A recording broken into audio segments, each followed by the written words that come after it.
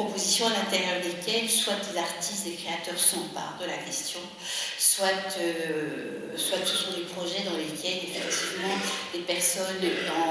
en exil ou en migration. Je voudrais dire que j'entends, je n'aime pas trop les étiquettes, mais ça fait des heures qu'on parle des migrants.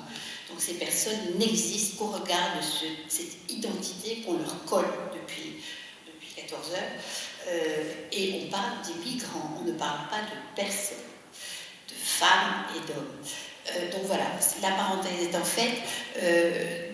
dans cet exercice comme ça, ce panorama qui est en fait très éclectique, des petites choses, des moyennes choses, de très grandes choses, en Belgique, à Bruxelles, et même en province, des institutions d'envergure, on a parlé tout à l'heure du Théâtre National de Belgique, mais des associations, des collectifs,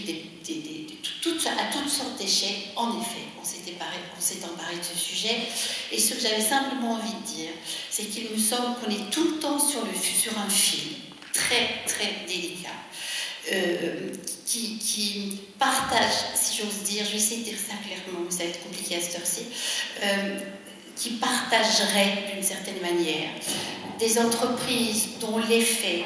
est de donner bonne conscience, de calmer les esprits, de donner à des publics qui viennent pendant 3 heures, 2 heures, 1 heure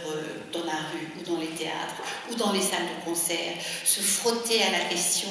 et peuvent rentrer avec le sentiment qu'ils ont bien compris, qu'ils vont faire quelque chose peut-être demain, peut-être plus tard, peut-être